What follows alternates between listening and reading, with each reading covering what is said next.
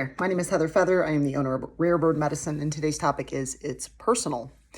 I was just watching a favorite show of mine called It's Personal with Amy Hoggart, and it's available on YouTube if you'd like to have a laugh. She is a nutbag. It's definitely having some laughs. She's such a weirdo. That's just a side note. Here's some television programming I'd recommend.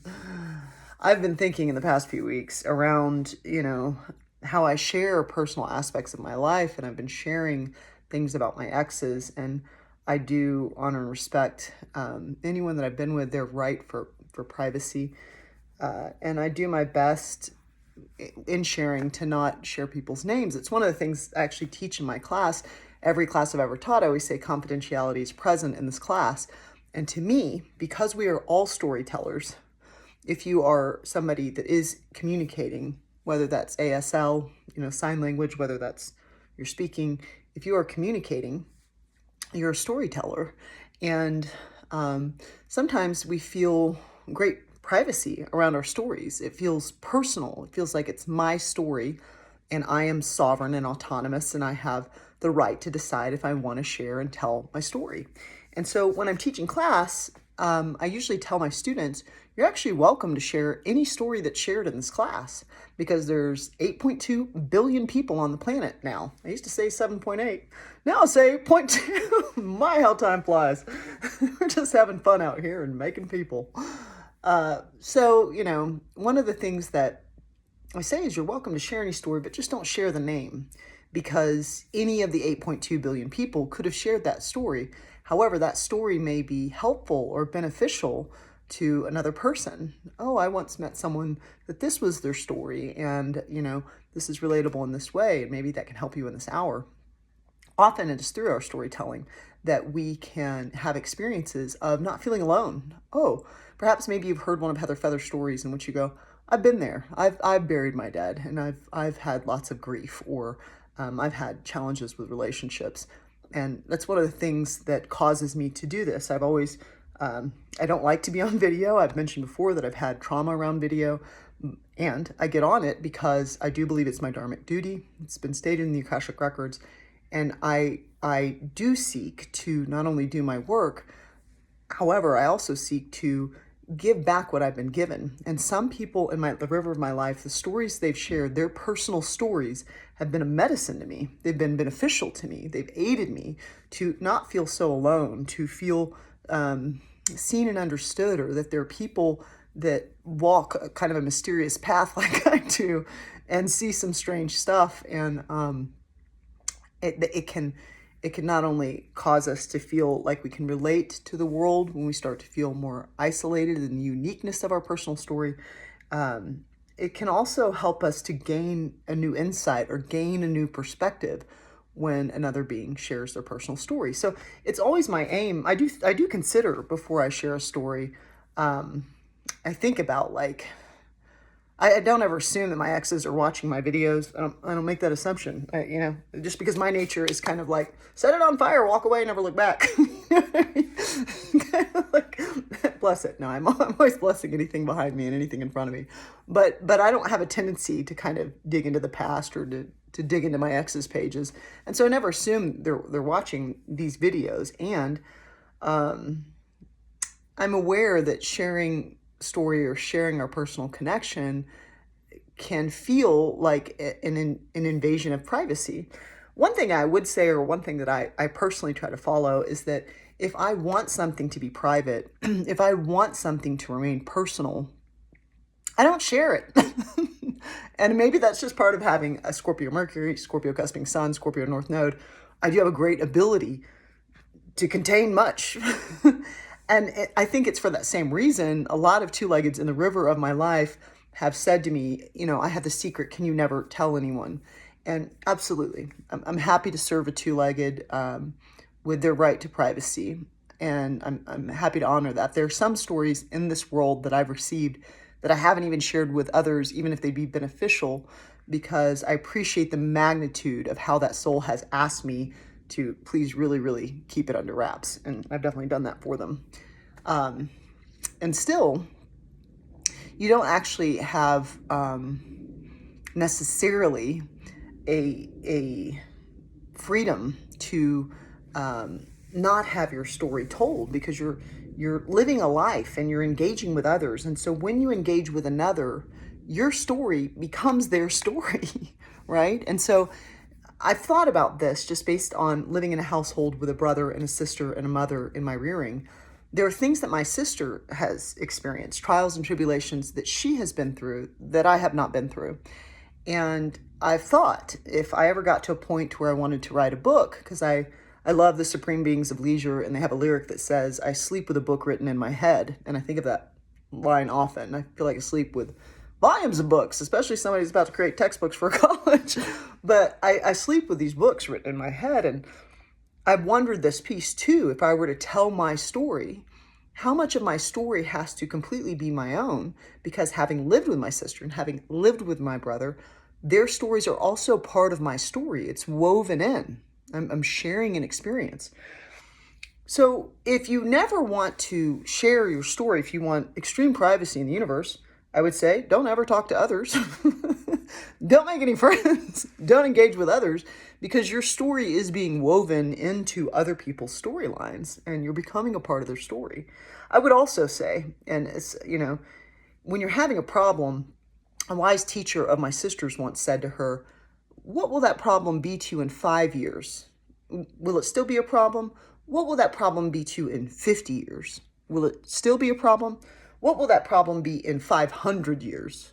Will it still be a problem? And any concept we have for the need for privacy, to hide the light under a bushel basket, or to hide the shadow in the bones in the closet, in 500 years, it's very likely that every story I've ever told will be completely forgotten. The other will likely be wiped from the earth. A whole nother paradigm will be going on. All new kinds of people will be telling all new kinds of stories. I don't really plan to come back here, so I don't know that I'll be one of them, but I might be one of y'all's spirit guides. But so it's we have this idea that it's like, lock it down. Don't let anyone know about the dirt under the rug. Hide it under the rug, And it's like, well, your trials, your tribulations, your challenges, your shadow, the bones in your closet may actually be the antidote, the remedy, the medicine to another two-legged that is currently walking in your shoes. And I've had a very, very dark life. I've faced a lot of trials and tribulations, very, very likely much like you. I rarely meet a two-legged that doesn't have that same thing to say. And I used to want to contain it. I used to feel like don't ever say that nobody wants to hear that. Nobody wants to hear how hard your life is. You know what I mean? We went through a period, I feel like, in like the 80s or the 90s, where I feel like there's a form of narcissism that's like an empathy or energy vampire narcissist. So instead of being a grandiose narcissist, they're actually pulling energy through empathy. And although I do think the word narcissism is overused in the modern age, I feel like we went through a period in the 80s and 90s where everyone was so poor, pitiful Pearl, and everybody was all like, oh, poor you. And then something happened where we get into the 2000s and everyone's like, I got problems too, I don't want to hear it. And it's like, okay, let's everybody throw empathy in the trash. There can be virtue and value in opening your ears and opening your eyes and opening yourself to receive other two-leggeds and the wisdom of the shoes that they walk in, and in the perspective that they hold, and the crystalline facet of perspectives that are available, and for Heather Feather, in the infinite multi-dimensions that may be present. There is value in receiving something from another facet, from another, oh, I've never thought of it in that way. Something that's been fleshing up for me in the field, my roommate and friend, and also my teacher that teaches me on the medicine path, have both told me that they don't necessarily believe in free will. And that perspective is so distinct from mine. It's like shaking in my mind. I'm like, what? You don't have free will. What are you even talking about? Like, it's so hard for me to hold that. I feel like I'm trying to hold water when I hold that concept. And I love a concept like that because I know the ego's propensity to be on its high horse of rightness and therefore righteousness. And I know the foolishness that is. And so I know that I agree with my concepts. I know that I believe what I believe. I know that I have inner authority of truly believing what I believe. Many of you may watch my videos. You may agree with some of it, but not all of it. You may disagree with all of it. And it doesn't change the fact that I have a lot of conviction in what I've chosen to believe. And I'm also a clown and a fool. And everything I've chosen to believe could be wrong. I don't know that for a fact that everything I believe is the truth, even though I have a lot of devotion to the truth, and I consider the truth very sacred, because I don't even know if this is quote unquote reality. How can I actually be here if in fact, and scientific fact is what we love in this realm, I'm made of emptiness, and that is reality. I'm made of emptiness. Atoms are made of 99.99999% emptiness if we but round up. Are you sure that we're here? So if I don't even know that I'm here, how do I know that I'm holding a truth? If I can't prove that this is a simulation or this is a reality or that it's like we are all opinion sacks telling our stories. We are telling the story of what we have chosen to value, what we have chosen to believe, what we have chosen to hold as our truth. And this is really the grand distinction between individual truth and absolute or universal truth. Universal truth is always true. Math is a universal truth. All cultures speak it. We've been speaking it for quite some time in the world. It's present. Imagery is another universal language. We dream in imagery. When we speak words, whatever language we speak them in, it elicits whatever language I use the word horse. It's going to potentially draw a different horse to mind, but you're going to get the same outline, if you will. You know what I mean? So imagery is a universal language that is consistent. So there are some languages and some truths and some things, an absolute truth or universal truth example is love is. That is true. You know what I mean?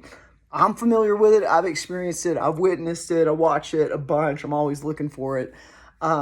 And there are individual truths. An individual truth, you can go read Rumi if you want to figure out what love is. You can check in with your heart if you want to figure out what love is. You can witness the world. But you may get a really diverse response as to what love is, depending on the two-legged or the mind at hand that you're asking that question in the paradigm. And so therefore, the universal absolute truth of love is becomes an individual truth as we start to use our descriptors. Because the way I describe that, you might not describe that. The way I might describe what love is, if I say love is a verb, it's an action, it's a behavior, you might go, no, it's not. It's a thought, it's a feeling. we can sit and argue the semantics of things ad nauseum. And I find that a lot of two-leggeds are, because they must be bored or something. I don't know why we're doing that. But the thing is, we all hold individual truths because we all have different rearings, because we all have different value systems, because we've all chosen distinct perspectives, because we all are having a distinct perspective in this field of dreams. And so I am always working to remember that I am sovereign, I am autonomous, I have spiritual autonomy, I have the right and the freedom to say whatever I want to say. You know what I mean? And people have the right and the freedom to judge it all day. Love that for you. I hope that the evolution out of judgment is easy for you, and I hope it quickens, because I do believe love is the answer. And the reason we have to constantly liberally apply forgiveness is because judgment removes us from our truth of love. And so I don't need you to be different. If you don't agree with me, if you judge me, whatever it is, if you feel you know a greater truth than me, love it. Great. Tell me about it. I love to evolve. I'm happy to hear it. It's really, it can feel very personal and very intimate for us to hold our individual truths. And it can feel like, don't share this, don't say this, which is a weighty responsibility to put in someone's hand.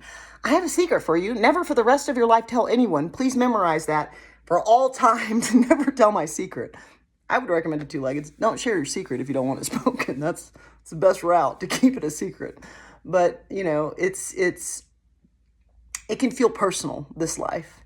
And really, it's just a blink of an eye. And so I'm asking you today how much you are privatizing and hiding and personalizing your experience, and how much you're willing to open like a flower instead of a tight rosebud and share the bloom of the fragrant message that you have to offer. You can always subscribe to Rare Bird Medicine on YouTube, like and comment there. I always love to hear your thoughts. Amun.